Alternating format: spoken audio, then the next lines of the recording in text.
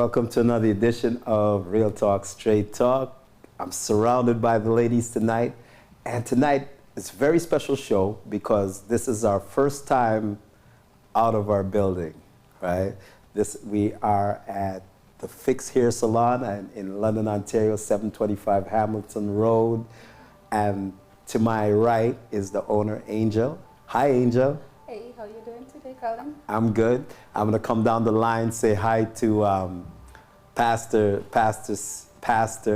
and I'm gonna say Pastor so many times because tonight she is our pastor, right? She gets to act in her role as a pastor, right? Pastor Charmaine is in the building, and of course the lovely lady to my left. She's gonna speak for two. Tammy and Tammy. Well, I'm not sure if that's the name of the second, right? Because apparently a little birdie said that you might be expecting a boy, so I don't think you want to call him Tammy. Hi, Tammy. Hi, Tammy. Hi. Got names for the kid yet? Josiah. Whoa! There we go. There we go. There we go. Nice. People. Last week we talked about politics, right? This week it's about the church, right? But before we actually get into the church, let me do what the host is supposed to do, and I was forgetting my manners. Since I'm in Angel's building, I'm gonna let her, tell everybody what goes on. Not that we're sitting in these barber chairs and people have an idea, but introduce your business and everything else for us, please. Awesome. Well, welcome to the Fix Inc. It's a beauty salon and a barber shop. We have 4 members of staff who work with us, and I am a stylist. We have an amazing barber, Lonnie Cuts, and we have Nancy. If you've seen like bonnets going all over the place, she's the master of that. And then we have Johnny and Abby, who are also, Johnny is a barber and he does amazing cuts as well, and Abby is a good stylist. She does braids and many other things. So the Fix, we specialize in Afro-Caribbean hair, since we're all Afro-Caribbean here in London. Black American hair too. But we don't discriminate. Anyone's welcome to come. We service everybody in London, and we're just a home for everybody to feel welcome and share their views, and we listen to music and we love to have fun. This is the Fix. So welcome. Yes. Thank you, Angel. Yeah. Pastor Charmaine. Pastor Charmaine. Pastor Charmaine is my favorite people. If you've been watching the show, you know she's also my boss, but when she's on this show, I'm her boss. But today, she's in our element. We're going to talk about the church. If you watch the commercial, I think it went a little something like this. When I was coming up, my grandparents used to take me to church, and then my mom forced me to go to church, and then when I got a little older, I stopped going to church, and then the last few years I've discovered church again, and the numbers were declining. And so there's been such a rate of decline, I had to question as to why is there such a rate of decline. Now, I'm going to get back to Pastor Charmaine, and the first thing I'm going to say is the rate of decline linked anyway to the message? Has the message of the church evolved to a point where it's understandable for today's generation, right? That's my first question, right? And tonight's the night I'm going to put Pastor Charmaine on the spot repeatedly. Sometimes we use our position to get people. So. Lord help me. Well, as you said, the message remains the same. Yes. From the days from when we are growing up. But I think what has changed for us is that parents are not sending their children to church anymore. Parents are not educating their children about God as much anymore. When we were growing up, you learned about God. You learned about spirituality in one form or shape or another. And even if the parents never went to church, the children had to go. Yes. But today, the children don't. The children, the parents are so busy that there are times that they're not able to take them. The parents have lost their way because they themselves no longer believe as much as they should, because maybe because of busyness, because we work now on Sundays. A lot of us work Sundays. We work shift works. Sometimes we're too tired to come to church, and we're just surviving. Okay. Now, I'm going to turn it over to the rest of the ladies. Ladies, do you agree with what Pastor Charmaine said? Do you have anything else to add to it in that? She said that, you know, the parents. And we're all parents here. Yes. And I'm going to go first and say, well, you know what? I didn't do it the way and part of that reason was, like I said, in the end, it was my mom forcing me to go to church, and I was like, you know what, maybe I don't have to force my kids to go to church. But my oldest daughter, you know, she's discovered it on her own, and so now we have little conversations about the church and spirituality and religion. So, left, right, who's going to chime in on this? I feel it's a lot of blame on parents right now. Yeah. But it's true. I mean, as parents, we play a big role in cultivating the children into church. And as you said at the beginning, your grandma used to take you to church. Your parents say someone has to actually lead the kids, right? Like, so for me, I grew up Catholic, and so church was every Sunday. My mom used to just drop me off and go. You know, sometimes she'll drop me off because there's Sunday school. Yeah. And so it was like something that was a parent's responsibility to make sure you go to church. Even if she was going to stay sleeping because she's working, she would still say, go to church, go to Sunday school. It's always something. So like as an adult now, having my own kids, it's also something that I also instill in kids, because I feel like I'm a Christian. I believe in God, and there's so many things in life that I have actually been able to wiggle away with by saying, oh, if God is watching me, you know, then I'll get into trouble. But I always hear my mom go, God is watching you. Yeah. So it's always, I kind of do the same to my kids. So, yeah. Okay. I don't know what you think. You know what? And then we're going to shift over to Miss Tammy over here. You're a parent as well. And how are your kids in church? Non-existent. It is what it is. I was forced in church. Yeah. I did do Catholic as well. And, you know, I used to get dropped off, and then sometimes I'd come back for the later service. It was more of the interaction with the Sunday school, because we did a lot of events. We used to go like Wonderland and school trips and everything like that. My kids were going to the church. My mother used to take them, and I wouldn't go to that church. I'd go to something else different, and it never appealed to me. Now it's a little bit harder, because in your single parent household, and you're juggling everything else. It's like the weekends is your time to rest. Yeah. The laundry, the prepping, the Sunday before school, like it's a lot difficult. However, because we are in the millennium, it's good to have everything on the internet, where you can pretty much have everybody sit together and watch it, so if you're not too Satanish. Satanist. Hold on. So all of a sudden, because I think, you know, all of a sudden we're Satanish, and I'm gonna take this so personally, because on my right, my Pastor Charmaine, she repeatedly tells me what trouble I am, right? My brother, God bless him, used to tell me, not really tell me, but he let me know that I was trouble. And now the word Satanish is being quoted, right? And so you know what they say about a guilty conscience, right? So guilty conscience is making me talk right now. So I have to go back and think, wait, what was I saying? Right? So it's your confession, use it. Yes. You know me, I've been confessing on Real Talk since day one, right? So,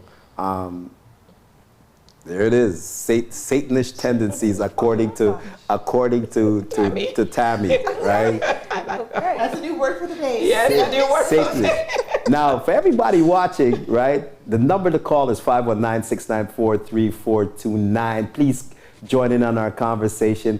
I am supposed to be on my website and looking at all the views. So when we get a solo shot, I'm gonna sneak off and pick up my phone because I am not paying attention to what's going on the website or on the Facebook. But if you want to join into this conversation, 519-694-3429. And we're at the aspect of where parents are wrong for not encouraging their kids to go to church. Tammy has said that it's because of the busy schedule, right? But nowadays, here's the thing. Church is online, Yes. Yeah. right? So I guess, as parents, we don't really have excuses. But you know what? I want to hear all of your, not excuses, all of your stories as to why church is in the decline, right? So once again, 519-694-3429. Real Talk, Straight Talk. Hit us up at evomm3.com. What other reasons are there? We're going to talk about the parents' responsibility, but what other reasons, right? I think for the church is not evangelizing as they used to. Because I know when we were growing up, again, I go back to when when I was growing up, the church would be out trying to get people to come to church. So they would go door to door. They will, engage with different activities so the community could join into those activities. And as we talked about, as Tammy said at the church, she used to have social stuff that she was able to do, and that would bring in different people into the church. The other thing that the church has become to a point that it's not as accessible as it used to be, because if you needed help at some point, there was always someone that was a full-time minister that would be committed to the flock. That's right. But now a lot of ministers they have to work, and sometimes they're split between a job plus looking after the flock. So the access is not there as much. And sometimes also, with the church, you have to be able to communicate with your flock. You have to have people that the flock needs to feel like they belong, or they have they're part of something. And sometimes that can be challenging in this time and period. There's so many denominations at this point. It's like, what do you choose? Yes. And a lot of pastors, unfortunately, I'm not calling anybody out, but there's a lot of pastors who are doing it for the wrong reasons. Yes. Yeah. Because I don't see how I'm going to a church and you're driving a Benz and living in a 10-bedroom house and I'm in a shack. Yeah.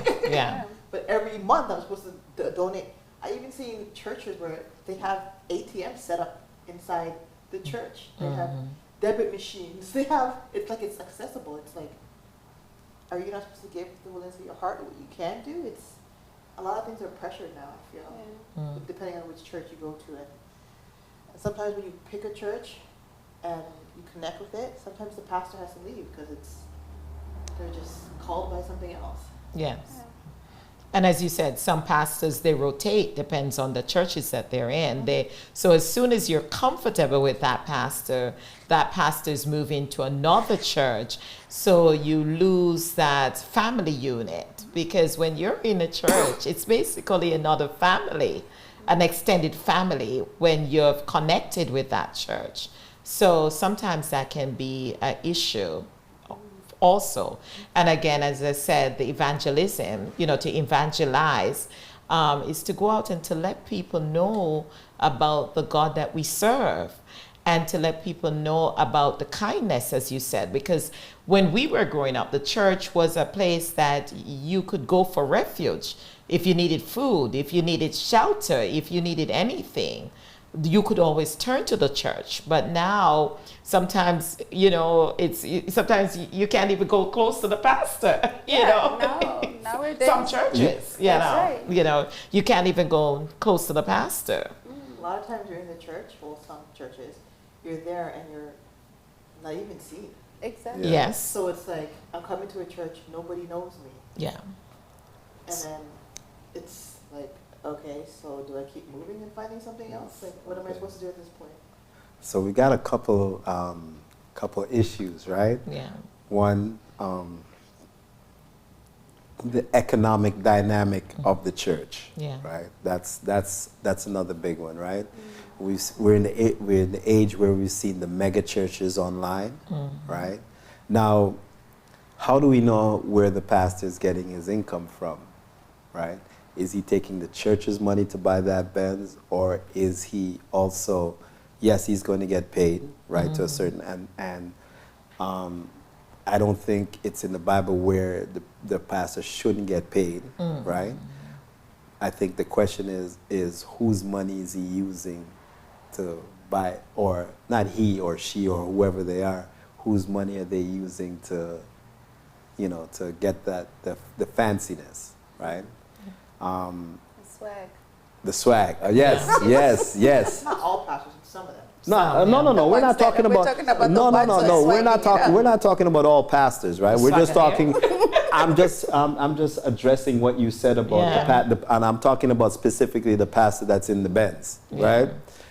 Is he using the church money, or like I know a pastor right now, and I think we know one too, that he's not only a pastor, but he has a full-time job, and he's also out there doing evangelistic work, right? Yeah. Now, under that case, if he's doing all that, right, then you know what, Pastor, good for you. You deserve whatever you, right? So that's that. So I think it comes down to, and we'll never know unless they're very upfront and open about what the church's money is doing. But like in everything else, a pastor's a human being, and I think are there some that are living large whilst the congregation is suffering? Oh, most definitely, right? Like everything else, right? Then the other issue, and I'm, you know what, I'm almost losing my mind. I got so caught up in making sure that this thing here works. So you can also get us on evomm3.com and leave messages for us. I do have my phone. I will be checking to see if anybody's online, right? The second issue is the work that the church is doing, right? You were up. We got our first phone call, so take the call. Welcome to Real Talk, Straight Talk. Who am I speaking with? Lori. Hi, how are you? I'm good. How about you? I'm good. Chime in on the conversation. So I was so interested in this topic. I sound so loud. And you are loud, but you got to make sure that the volume that you have in your home or wherever is down a little bit. Okay, let's do that. All right. Don't want to sound like I'm yelling. No, you're not. You're not.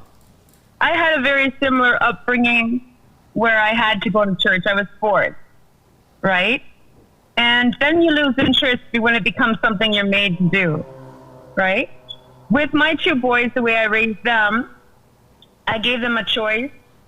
But what I'm finding too, the churches that attract the younger people are the ones that are trying to gear the activities, the music and everything more towards the younger crowd. And they have the music there's a lot of really modern Christian music that sounds almost like hip hop and rock and this kind of thing. And they had gone to a few different churches. One of the church I attend now is for a city. There are so many young people that go to this church. You would not believe it.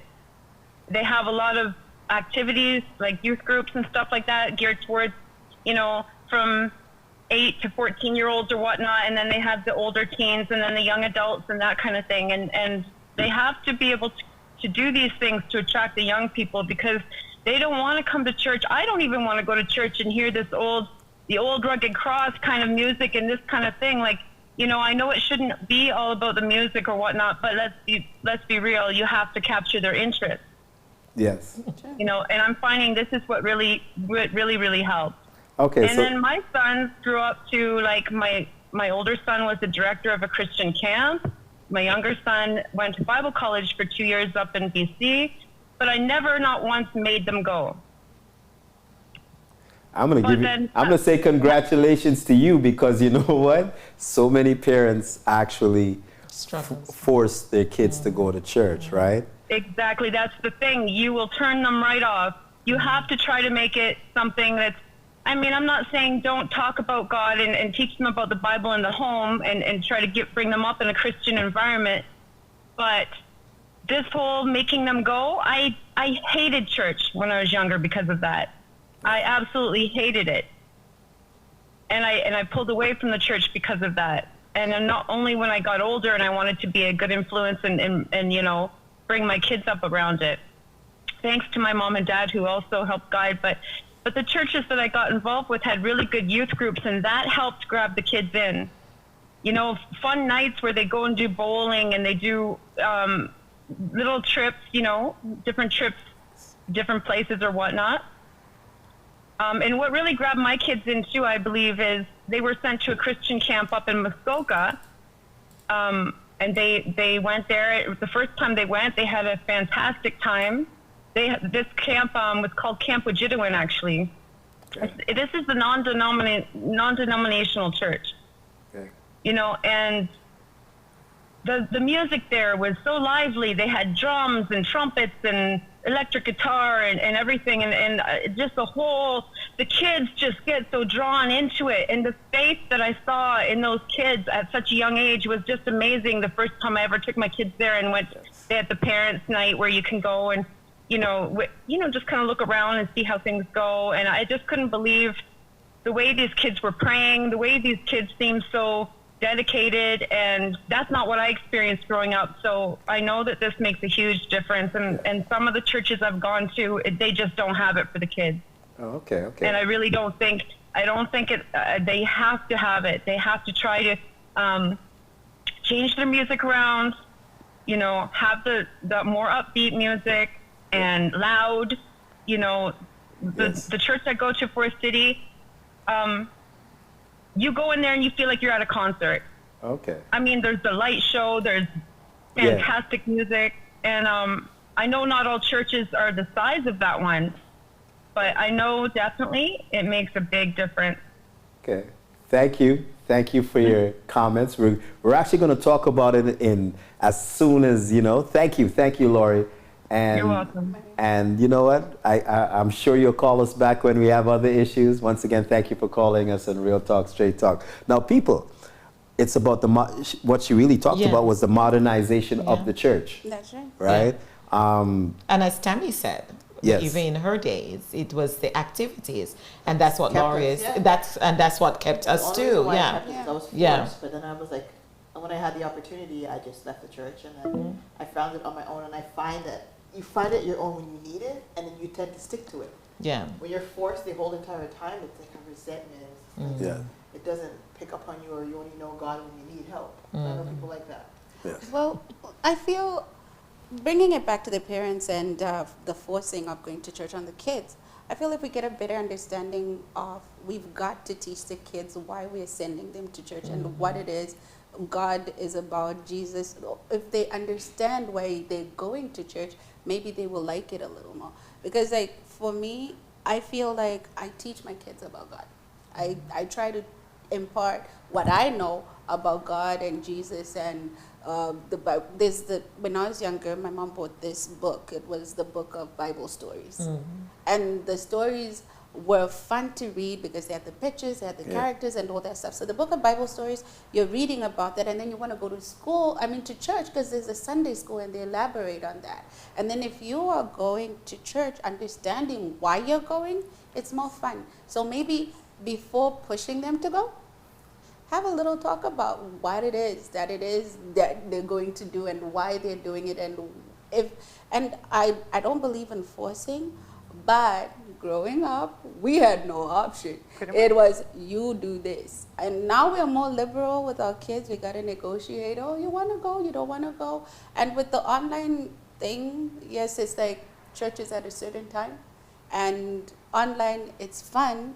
but after playing a game of Fortnite, who wants to wake up for church? You know what I mean? Yeah. And it's like trying to wake them up and say, get up for church, they just resent you more. You know what I mean? Or, but it's good if you're going to do the church thing at home, online, together. Together. And like say, let's sit and watch this and dedicate this hour. I'm not a fan of those churches that go on for 4 hours. I can't. church? I cannot man. go. That my cut off time is an hour and a half, and I'm like, okay, I'm done. Let's do our praise and worship, and I'm done. After that, my concentration is gone. I'm like, are we still in church? I can't sing. I can't do all that. So you see, I'm already thinking about my laundry at home and all that stuff. But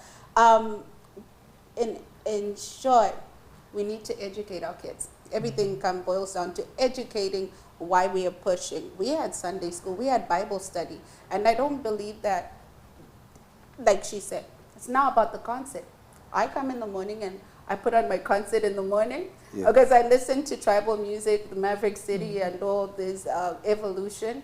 And their music is amazing. It speaks to my heart, Yeah. it speaks to my soul, Yes. and I love it. But so when they go to church and they can sing that and it's a concert setting, it does attract. But then that's where it's now, are people attracted to the story of God, or are they just going to have fun and mingle and who knows, you know? But at the end of the day, I feel the Bible is not being taught enough. We're Okay. teaching the songs. And okay, so that addresses you as a parent, right? That's it. Now, I'm going to take it back to the parents that grew up like me. And you grew up the same way, right? And probably you grew up the same way, and I know Pastor Charmaine grew up the same way. And I'm going to bring it back to me where I was turned off, right? Because once again, they forced me to go to church, right? They forced you, but you still kind of kept it together where you decided that, you know what, you're going to help your kids out and you got it. But then there are the people like me, right? I came around just because at some point, you know, you're starting to see the world and you see things, and I believe not only in God, but in the faith aspect. And when I say the faith aspect, whenever somebody has something to believe in, Yeah. right, you find they do better. Yeah. It's great motivation. That's And I decided that if I'm going to be motivated, I might as well be motivated. It's not going to be money, right? Days where I, you know, did all that stuff, right? I'm going to be motivated by something more, right? There's some scientist that says God isn't real. It's just somebody made up as a motivational tools to get everybody together. I'm not even going to touch on this. We're not touching. We're not touching on the science. Scientology? Yes, we're not touching on the science of everything, right? I just have to bring it up as a reference point. We're not touching on the science of it, right? Yeah. But I found it's a great motivator, right? If the books are explained the right way, and when I say the right way, I'm going to talk about the old school versus the new school. The old school way of going to church is the pastor tells you, you're in trouble, you're going to be in trouble, and it's true, you will be in trouble. And they come down with the fire and the brimstone, and if you don't turn around today, you know, when the Father comes, you're going to hell, you're going to this and that, you're going to be left behind. And there's ways to tell it. When you talk to people nowadays, especially people that are going through trials and tribulations, it's hard to tell them about a tribulation after they're dead, right? It's very hard. They're going through so much that they're not even contemplating there being something after death, right? So that's one. Yeah. So if you're not contemplating life after death, then the trials, the trouble that you're going to get into doesn't mean a thing to you. And that's where I'm talking about the messaging and pastors and preachers and whatever you call it, all, you know, the messaging has to change. It can't just be, even though as factual as it may be, right? It can't just be, this is going to happen to you. that's going to happen to you. The other is going to happen to you, because people are like, wait, you think the life I'm living right now is that good a life that I got to worry about, you know? And most people can't even visualize eternal damnation, That's right. right? I couldn't visualize it as a kid, but that's what the message was. And I think we're all in agreement. When, at least I know from a West Indian background, when you, and I'm going to ask you, wasn't that the same way the message was spoken of back then? Or maybe it's just the message that I heard back then. I think sometimes it's how we hear stuff, and depends on where we go to churches, Yes. right? Depend on the church that you go, and it depends on the minister. Yes. I'm going to give an example. My godchild, she's Catholic. Yes. I'm not Catholic. But I took her, I would go to Catholic church one Sunday, and then she'd come to my church on one Sunday. And then one day she decided that she wanted to come to my church. So I went back to the parents and I said, listen, I did not preach religion, because I don't believe that I preach religion in the sense that you can't go to Catholic or you can't go to Pentecostal or Church of God. I don't preach that. I believe in preaching about God's love. Yes. And what she found at that church was that she liked the idea of how they preach. She liked how the way we interact and the things that we had for children. You know, so that was one of the things that she left. And they were staunch Catholic because they were from the Philippines, and Dad is Hungarian. Just for me to be a godparent, they had to bring in another Catholic because I wasn't Catholic. So they couldn't have me unless there was another Catholic person. So to me, that was, and when I spoke to the dad, because I kind of got a little bit nervous, he said, that's okay. He says, I want to come now to see why, because of how well he sees she is developed. And what I talked to her about was the love of God. I would go to Catholic and sit there and listen, because I wanted her to have a concept about God's love, that God created you, God loved you, God is there for you. That was what I wanted for her. Good. But not everybody's like that. Some religions are very pushy, and they'll disown you if you don't follow their ways. Or they'll just come down on you, like, for example, Jehovah's Witness. And She called out the big JV people. She called out the. I'm trying to be very, some. Yeah, But you called the name. You didn't just say. You called the name.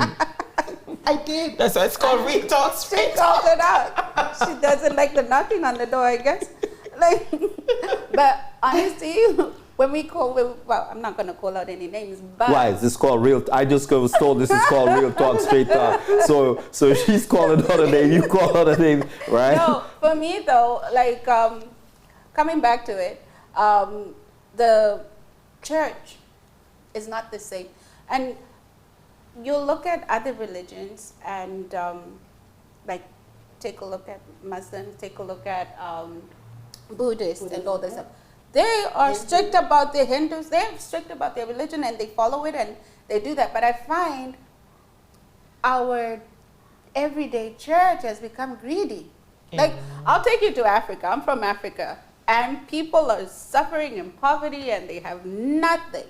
But our pastors, our priests, our pastors will open their own little churches, have mansions, have everything, and then they have merchandise. So it's like, you are going to go to church, right? And you're going to pay your tithes, and sometimes you're working selling tomatoes on the street, and then you're like, oh, the pastor said if I give this amount of money, this is going to happen, and they'll pray for you.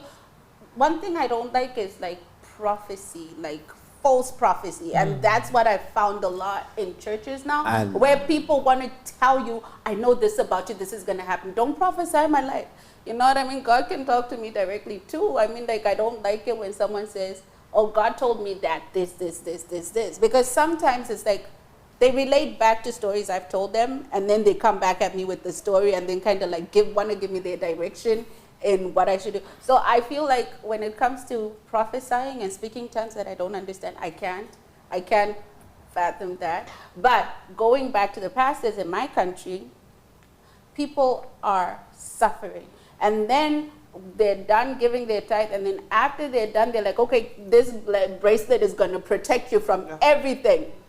They buy the bracelet, they can't go anywhere with that bracelet, and now they have faith in this bracelet, not in God, but this bracelet that Pastor whoever has given them, not in, and then in the oils that they've been given. Okay, if I put this oil when I'm going for my interview, things are going to work out. Yeah. So now that for me is like, but I'll come to you, Pastor. The business of The religion. business. The business of In the religion. Bible, did Jesus not like break down the bears and say, why are you selling things in front of it? Yep. But then when the pastor is doing it, what are we doing? Well, okay. Hold on. Like, The I got a thing- very serious question for you. Have you sold anything? Have you sold? No, I'm No. just Hold trying to on, understand hold on. that. Let me attack Pastor Charmaine in peace, right?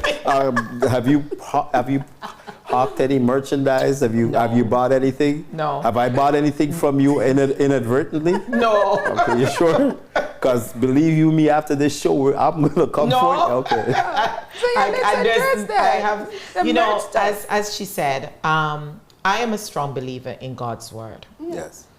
And I believe in what God says he can do. Yeah. And I do believe in prophecy, but there are people out there, the Bible speaks about discernment. Yes. There are people that are false prophets. And don't get me wrong, I Yeah. believe in prophecy too. I Yeah. believe there's people who are going to come and prophesy into your life and help you and step by step. But then there's some people who just want to say, I know something, Yeah. just to gain your trust, and then you start depending on them. Yeah, And that's where we have a and problem. that's where I do have a problem too, because Yeah. our dependency should always be on God. Yes. God is our creator. Yeah. God Yes. is our deliverer. He is our restorer. He is everything to us. True. So the pastor is a tool that God used. It's just like the doctor. The doctor is there to help you to get better. Yeah. But the doctor at the same time has to answer to God himself, because God created the doctor. That's right. God gave the doctor information. God gives him, even though he took his course. And that's provided the doctor also believes in God. But, well, no matter who we are, Yes. we are created by somebody No, bigger. no, I'm not going into the science. As I said, No, no, no, no. that's another course No, on itself. no, I'm not disputing. I'm saying but the yeah. doctor, when you say the doctor, Yeah. I also say the doctor also has to have that belief, right? But well. as I said, we know that all. have to. Yeah, but we Yeah. all know that we are created by. We came into this world. We didn't come here by ourselves, True. right? True. So Facts. that's my belief, in the sense that as human beings, this is why we have to know God ourselves. That's it. We have to have a relationship with God. We have to read our Bible, have the understanding of what God is saying. And we need to go to God. That's why we pray. Because when we pray, we're developing a relationship with God. So if there's ministers out there that is, you're buying all these good stuff from them, I'm not touching that. I just know that I'm not going over that side.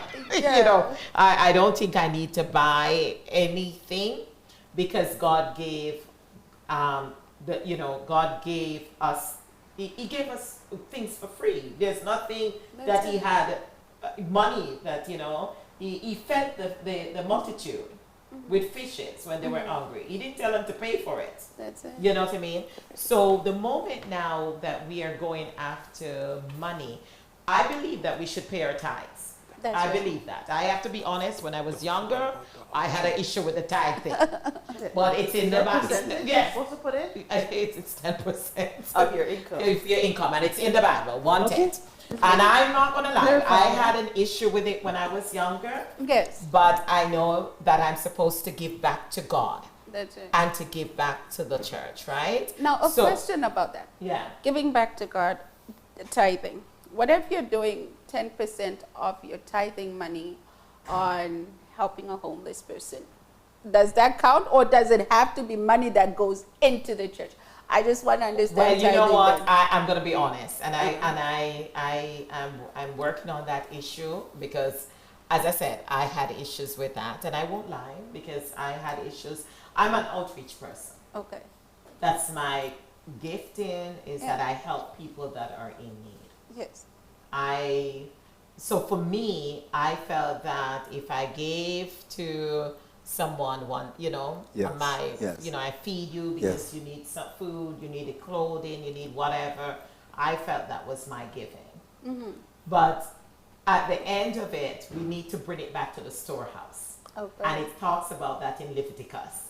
So But- I'm going to tell you to go back to the fact because I had to go back. Yeah, Thank but you, hold on. But then we're in an age where of the mega church. We're in the age of where their pastors, right, will wantonly take people's money and not do the right thing. And sometimes there are people out there that actually feel, well, you know what? I don't necessarily trust my church. I'm just saying from devil's advocate. There are people out there who will say they don't trust their church. So you know what? They'll give it to a cause. Yeah. And maybe they've already got a cause, such as, like you said, a homeless person. And that way they know exactly where the money is going to.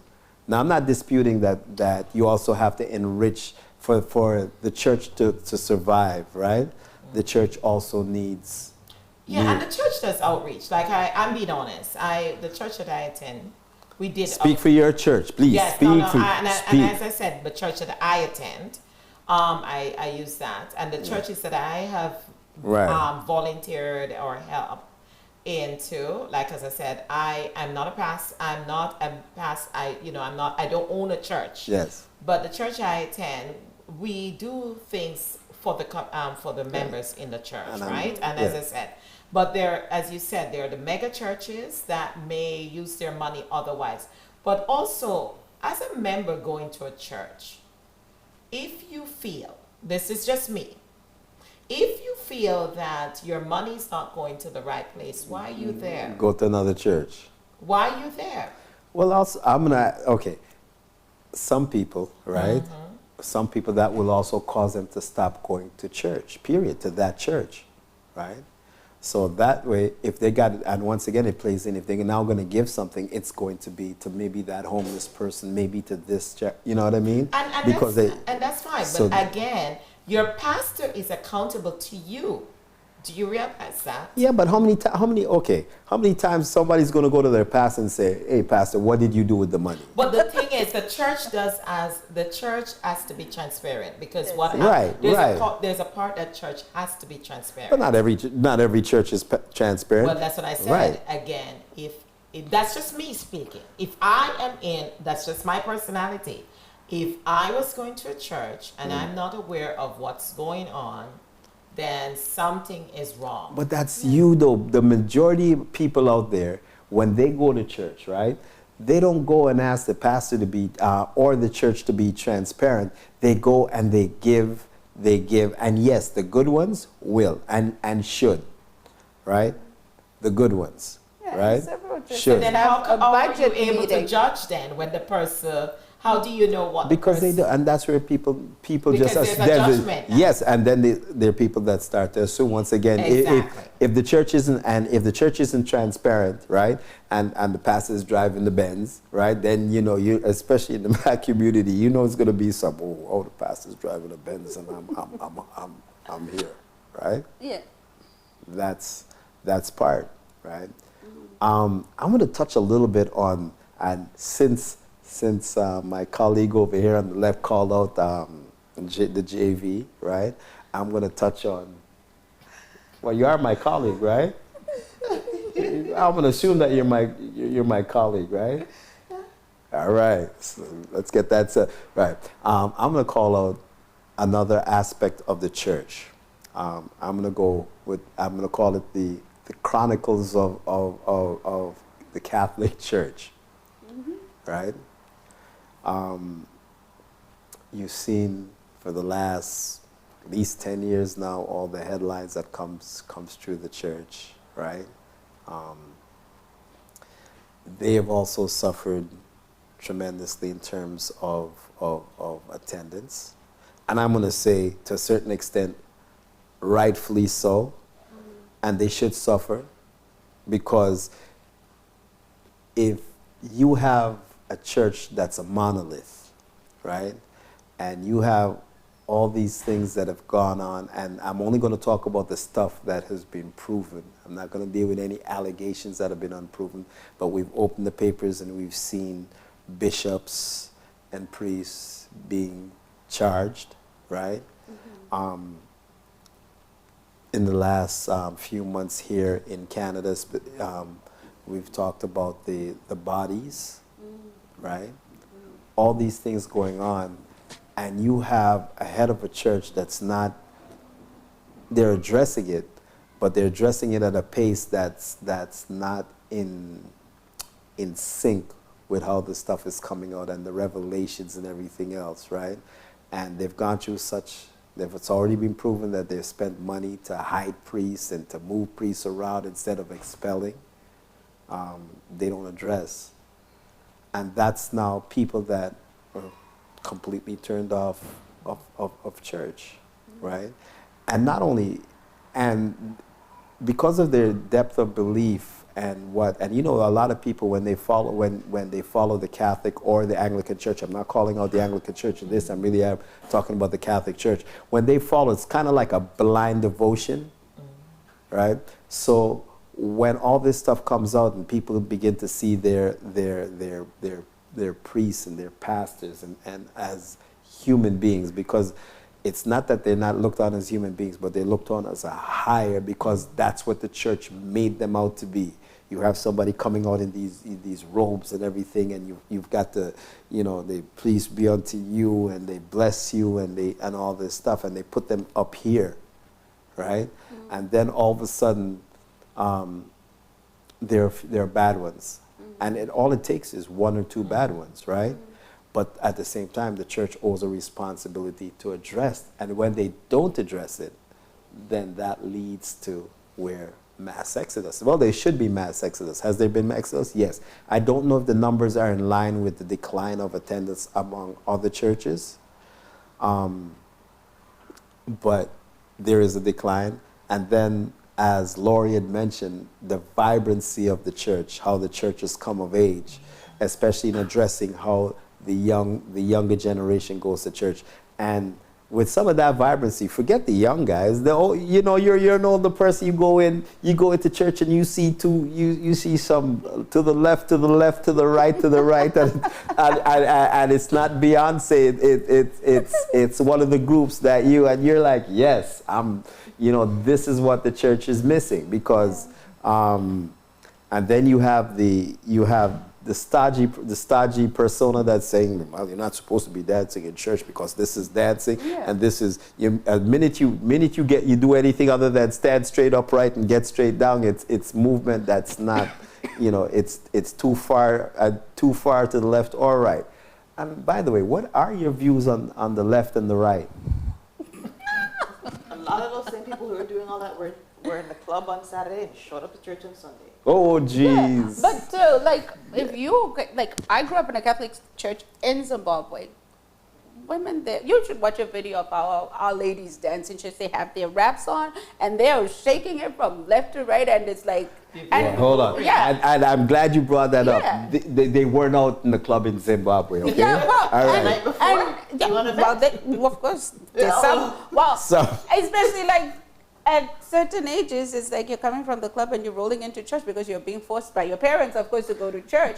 But addressing what you're saying about a Catholic, I grew up a Catholic. I went to a Catholic boarding school. Everything was prayer in the morning, do your Hail Marys, everything. And Sunday, we're going to church. We're going to go on Wednesday, we're going to sing. We're going to do all that stuff.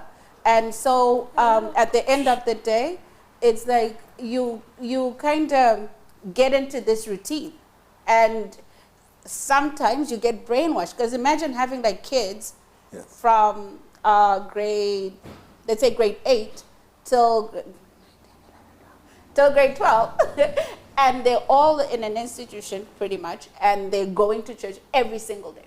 And everything revolves around church. So there's a lot of brainwashing there, one. And then there's some who are also called to serve in the Catholic Church, not because they want to serve, but because they feel like, okay, if I go and be a nun, if I go and be this or this, I can help my family. You know what I mean? Yes. So it's like not everyone is going into it with good intentions. Yes. Some A lot of people are, hypocrites. there's a lot of hypocrites. Some people are going into it, they've got the Jesuits, they've got, I knew they had this one where you could join in and be a nun who's a doctor. So some people will go in it for the free tuition to become a doctor. And so there's so many things, there's a lot of hypocrisy in it, but at the end of the day, there's an end goal. You know what I mean? Some people ended up leaving. We went to school with them. You get recruited at an early age. By the time you leave, they've got kids now. You know what I mean? Yes. But they went through their school channels. They're doctors now. They're whatever. But they were at one point nuns, and some were at one point priests. So it's like, yes, we look at it and say, yeah, they're humans too. But we also have to look at they're humans also saw an opportunity, and then they did not follow their calling.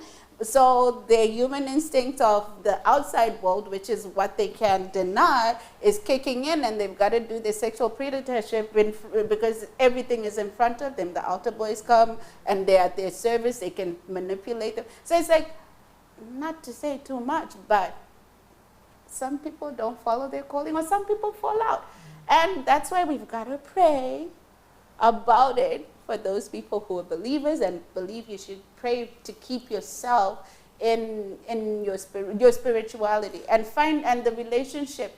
I feel like going to church is, some people can say is not necessary, because at the end of the day, it's about your personal relationship with God. Yes. You know what I mean? I can be under a tree praying. And that's I'm reaching a higher power than being in church where there's everybody and I have no relationship with the pastor. I'm just there to give my tithe. I'm sorry, but it's like, Yeah. I'm just there. And And then I don't even know what's going to happen when I leave the church. And I leave the church and they don't even check on me. They don't even, if someone gets sick, someone dies, nobody checks on me. But I go to this massive church and nobody even knows what my last name is. Yeah. They just know, oh yeah, unless I join a group that's going to be like, oh yeah, there's a community outreach, go give papers, flyers. Then they know, okay, there's this girl who's doing this. But at the end of the day, where do we want to be? And I think I talk about it in the sense of religion versus spirituality, right? That's the other thing that's contributing to the decline. Yeah. Because as people understand, the system of the church and the business of the church, and you say the hypocrisy of the church, and if the church doesn't address it in the way, the church also has to come aboard and understand that people are not as prone to follow in some instances as they were before. Like I think my grandparents were more blind devotion, right? I consider myself to be a person of I read a lot, right? First of all, so I'm gonna see things and read things that maybe obviously my grandparents didn't, or if they did, they just kind of like it was okay. But you know what? As generations come, you see everybody understands a little bit more. As you understand a little bit more, you have decisions to make. That's right. And the church, and this is the responsibility of the church. We talked about the responsibility of the parents, right? We talked about, so let's bring, we talked about a few other things, but let's bring it back to the responsibility of the church as well. We talked about the responsibility of the pastors. That's what I was looking for, where, they've got to come out and do the outreach, and they've got to adapt the message. But now let's talk about with the business of the church. And if you have a big church, right, and you see things going on in your church, if you don't address it, right, then you're in trouble. Kind of like, I like to see the similarities as how the police departments around are under attack, because they never admitted to the fact that there's the one and two bad ones. But they kept that stoic front, and this is why certain things. It's the same kind of correlation with the church. If the church doesn't go out and say, hey, you know what? Yes, our priests are human, right? Maybe the standards, like I remember Catholic and all those before, you couldn't be married and all that stuff. Maybe, this isn't working. And you rarely hear, I've yet to hear the Catholic Church say this isn't working and that isn't working. And I might be picking on the Catholic Church, but yet still I've rarely have I heard churches, period. So let me not just say Catholic Church or Anglican Church. Churches, period, come and say, well, we have a problem. This isn't working. Let's adjust this. Let's. Most of them tend to treat the congregation as, okay, you know what? We have to keep in the British used to call it the stiff upper lip, right? That's what we have to keep our rigidity, or I'm trying to get the word right? That rigidness, right? And then we'll try to fix the problem or hide the problem and whatever, and then we'll get back to the congregation. But sometimes nowadays the congregation reads a little bit more, sees there's so much stuff that's online. You don't even have to read. You could be in Facebook and somebody's going to put some stuff there and tell you about your church or tell you about your religion or tell you about this and that, tell you about your pastor even. So information is so readily out there, right? But the church now is not putting out that sort of stuff as fast as everybody else is, right? I'm being told we've got, I'm being told Some that, people are scared though. yes. When it comes to church itself, I know, people with young kids. You're hearing all the pastors that are coming up from the woodworks who were raping kids from years ago, and now Yes. the kids are coming out, and then you have this whole government coming in to telling you that you can't push religion on your kids, and you can't not consider them as whatever sexual orientation they want to be, because everybody's stepping in. So you can only do so much. As usual, we've come to the end of one show, an hour. I guess we're going to have to continue this with part 2. So next week, the conversation continues, church, spirituality. And on that note, I want to thank everybody for being a part of Real Talk, Straight Talk.